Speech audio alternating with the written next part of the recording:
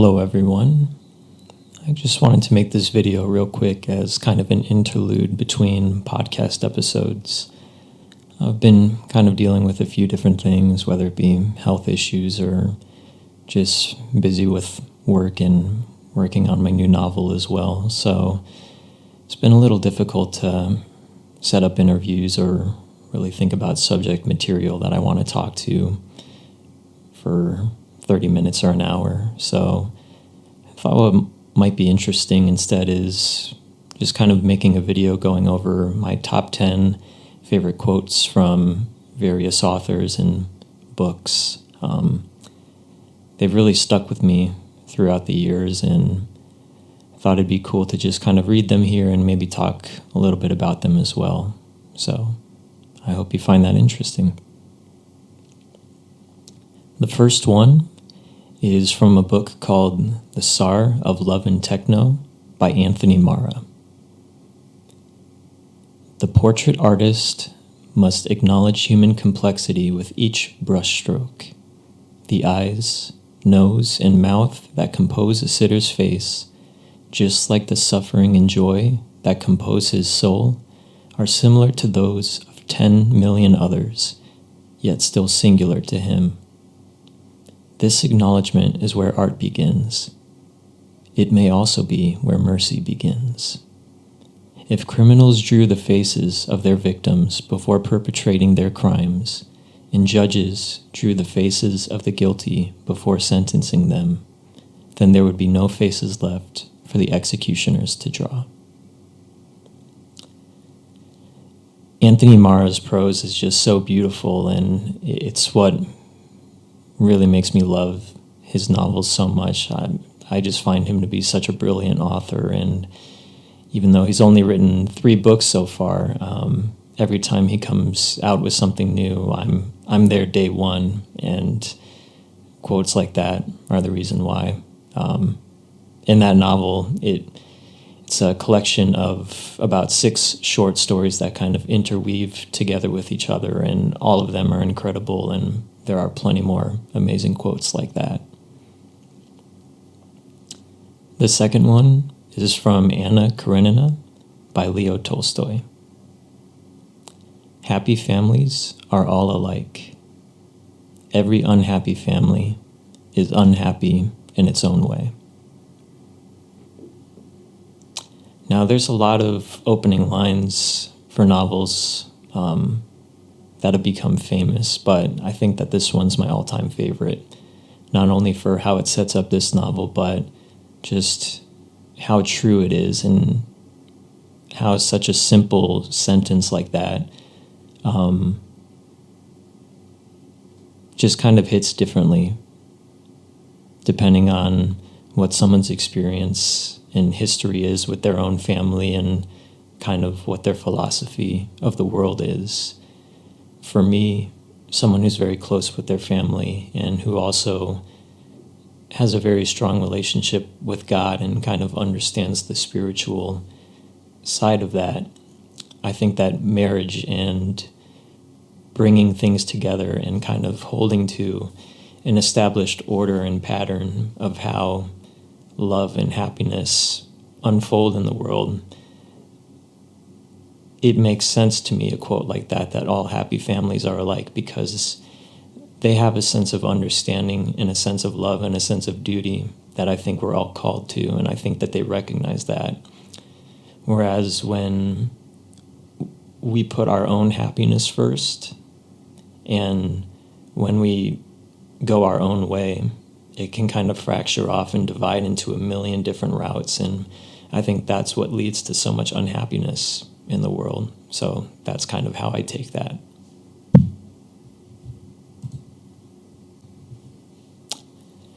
The third quote I have is from Fyodor's Dostoevsky.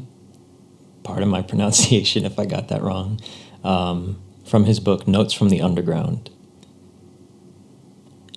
The whole work of man really seems to consist in nothing but proving to himself every minute that he is a man and not a piano key.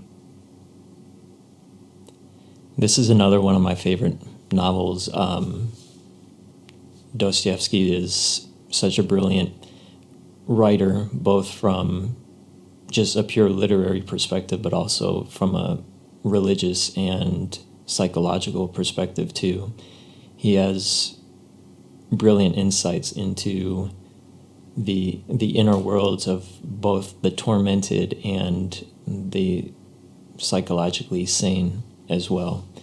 And in this book, it really highlights the pride in solitude, and I'd say almost the demonic solitude of the hyper-intellectual, the man who kind of becomes a gravitational force in and upon himself and falls prey to his own madness.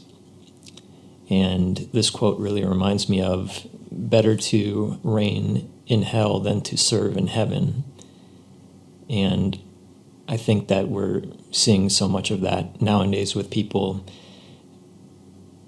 kind of priding themselves in identifying and putting their self-identity above any kind of objective reality or anything like that, just because they don't want to submit to any type of higher order. And with this quote, I think it really highlights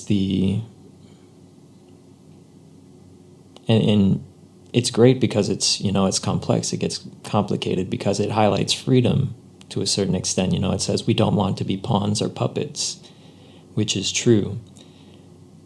But if you take that to its extreme and put freedom and you put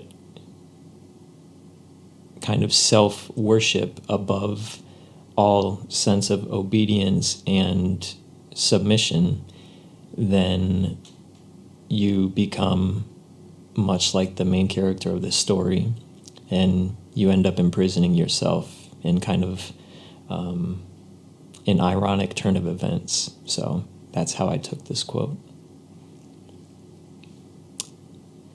The fourth quote I have is from G.K. Chesterton's Orthodoxy,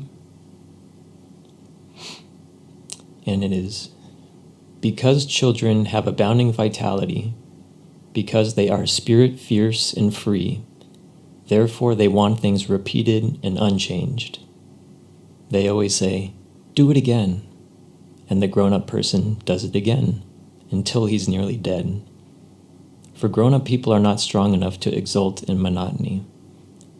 But perhaps God is strong enough to exult in monotony.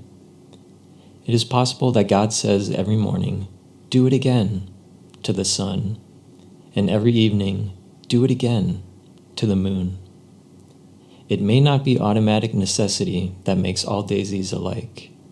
It may be that God makes every daisy separately, but has never gotten tired of making them.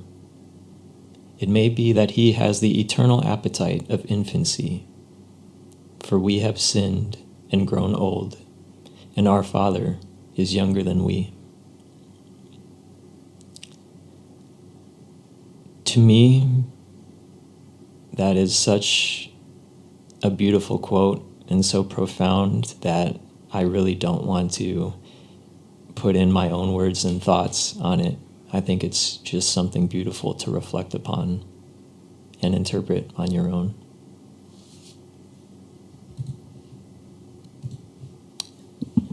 Number 5 is from Norwegian Wood, written by Haruki Murakami. And the quote is, "If you only read the books that everyone else is reading, you can only think what everyone else is thinking." And I remember reading this. It's a great novel, by the way. He's probably one of my top 10 favorite writers. And Norwegian Wood is a great introduction to him because it's a lot less abstract and kind of not as far-fetched and out there or like surreal as a lot of his writing. So it's a good way to get introduced to his beautiful writing and kind of like his style, because a lot of his books have like pretty similar style and characters and how they talk to each other. But what I love about this quote and why it really resonated with me is because the way I've always approached my taste in literature and how I found books was so much more plot-centric and exploring ideas that I had and then researching and trying to find books or summaries that fit in with things that I'm interested in rather than just kind of going off of what other people recommend to me. Because, one of the benefits of living in our time is that we have this huge database, this kind of overwhelmingly large database and kind of system of books to choose from. And it can be a little overwhelming and hard to narrow it down, which is why I think a lot of people do enjoy hearing other people recommend books and just kind of going off of what's popular. But I think if you take the time and really kind of sit alone with yourself and just explore what your life is asking of you and what your mind is asking of you and what you're interested in, I think you can take a little bit of time and explore and find maybe more independent works, maybe lesser known books that will really fit in with something that kind of itches that scratch in your mind. And over the years, I've found a lot of really great books that way that, really not many people have heard of, but they've meant the world to me. So, and they've inspired so many thoughts that, when I talk to people about them, they think, wow, I've never really thought of things that way. So, I think that quote's very true. And quote number 6 is from East of Eden by John Steinbeck. And this is actually my favorite novel of all time. And therefore, this is one of my favorite quotes of all time. And the quote is, "Now that you don't have to be perfect, you can be good." And once again, it's something that's very simple and yet holds kind of an eternity of truth in it, almost like a seed that once planted kind of blossoms and blooms into something that just keeps growing and produces an abundance of fruit. And it really struck a chord with me because something I really have always struggled with is this sense of perfectionism or trying to achieve perfectionism or just always striving to improve things or put my own stamp on things, kind of control things, push the boundaries, push the envelope more and more and more. And it's tough for me to really find satisfaction that way. And I think that when you really take a step back and reflect on what we're called to do,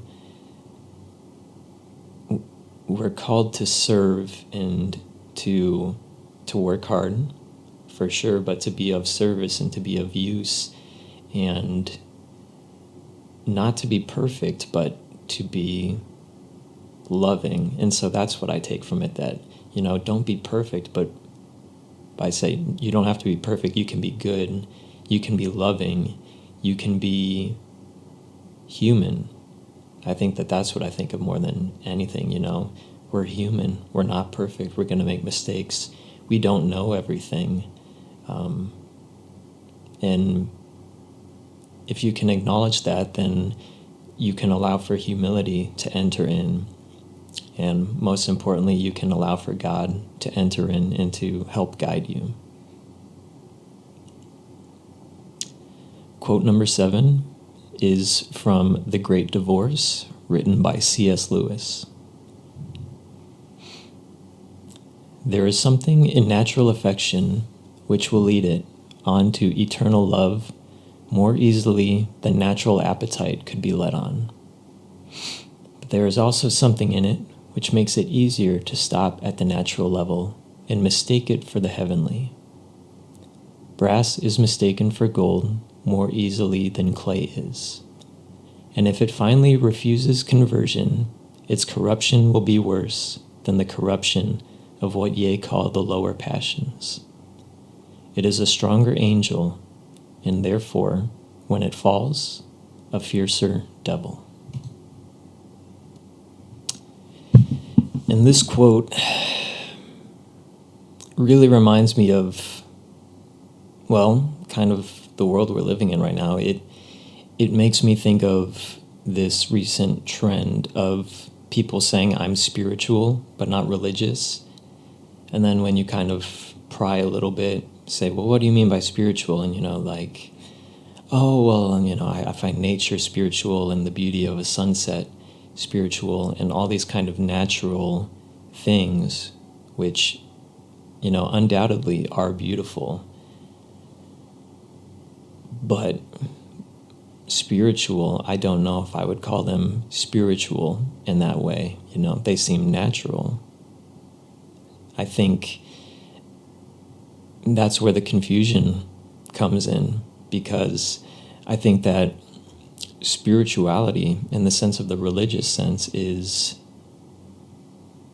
what the book of Hebrews says. And when it talks about faith, faith is the belief and the trust in things that are unseen. And I think when you live by faith, it puts a demand on your life and an obedience and a calling and an embracing of suffering that is a lot less beautiful in that kind of natural sense that people are drawn to when they say that they're religious. And so I think that that is the brass mistaken for gold more easily than clay is, because, it certainly seems like that is the highest, but the highest is actually Christ on the cross. It is sacrifice. And in terms of what the world deems valuable, it might not seem to be the highest, but it can be a lifelong journey, learning how to submit and obey and find beauty in sacrifice and of living in service. Quote number 8 is from History of the Rain, written by Niall Williamson. The longer my father lived in this world, the more he knew there was another to come.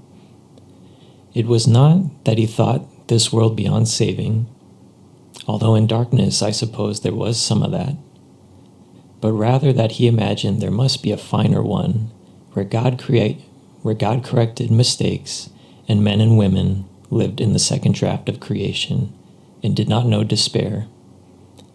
My father bore a burden of impossible ambition. He wanted all things to be better than they were, beginning with himself and ending with this world. Maybe this was because he was a poet.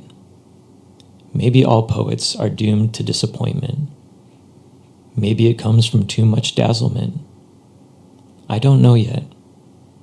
I don't know if time tarnishes or polishes a human soul, or if it's true that it's better to look up or better to look down than up. We are our stories. We tell them to stay alive or to keep alive those who only live now in the telling. That's how it seems to me, being alive for a little while, the teller and the told. This is another one of my favorite books of all time, especially on audiobook. There's a lovely Irish woman who does the narration, and I just love the Irish accent. It's so poetic and emotional and passionate, and it just really relaxes me and kind of brings a lightness to my soul. So even though the book, can be, I wouldn't say very heavy, but it's very serious in that kind of Irish, poetic, serious type of way. So it's just a very beautiful book, and this is the introduction to the book. I'd highly recommend it if you get the chance to read it.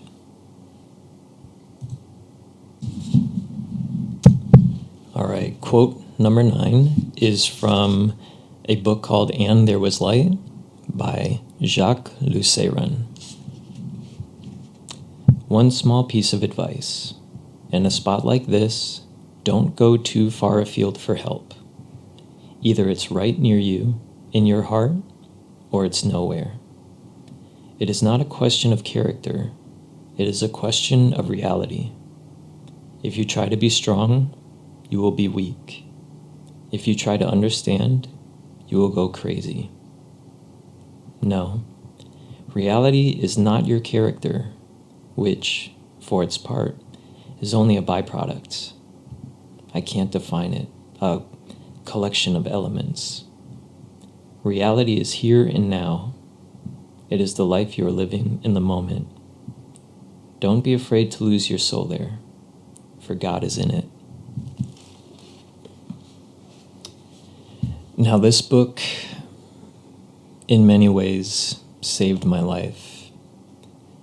I saved these last two quotes in these last two books for a reason, because I came across them at the exact same time in my life. When I was about 19 years old, between years of college, really had no clue where I was going in life or who I was or what I wanted to do. I kind of felt like everything was crashing down a little bit on me. And then I just asked God for guidance and to help ignite something in me and that I may learn and hear from other people. So I went to a bookstore, and one of the books I found was Works of Love by Soren Kierkegaard, which is my last quote I'll end on. But then another one I found came from a question in a Google search. It was a random thought I had. I was thinking, do blind people see in their dreams? And then kind of more of an abstract thought, do blind people see hallucinations, like if they take psychedelics? So kind of, do blind people have this sort of inner eye, this inner vision? And as I researched that, as I thought about it, I came across this book online called And There Was Light by Jacques Lusseyran, which is about a blind man who was a leader in the French resistance during World War II, spreading information about the Germans and the Nazis and trying to help people in France learn about what was going on. And it's just an incredible story. His life is remarkable. And he learned how to see through kind of this spiritual vision, like he could see people's energies and their souls. And he could, feel their emotions and all that. He's just a remarkable human being. And he eventually gets put into the concentration camps, and he learned that if he was ever afraid or gave into depression or despair, that he became blind again and he wasn't able to see. So he literally had to keep joy and hope alive in himself in order to be able to see and help others. And anytime I'm feeling too low, I just remember that and try to, I wouldn't say force myself, but remember that losing hope and giving into despair makes us blind, and that we are to keep our eyes focused on God and on the light ahead. And finally here we have quote number 10 from a book called Works of Love by Soren Kierkegaard, my favorite writer, human being, pretty much anything you want to say of all time. I feel like he's always been a true friend throughout time, and he's done so much for my faith and helped me to feel like I'm not crazy in the thoughts that I think. So it's truly a miracle of a book, and though it can be a bit difficult at times and a bit of a piece of work to read, I'd say just take it slowly, don't rush, and just really reflect on anything that calls for you to reflect on if you ever so choose to read this book. Here's the quote. Make Christianity your own, and it will show you a point outside of the world by the help of which you shall move heaven and earth so quietly, so easily, that no one notices it.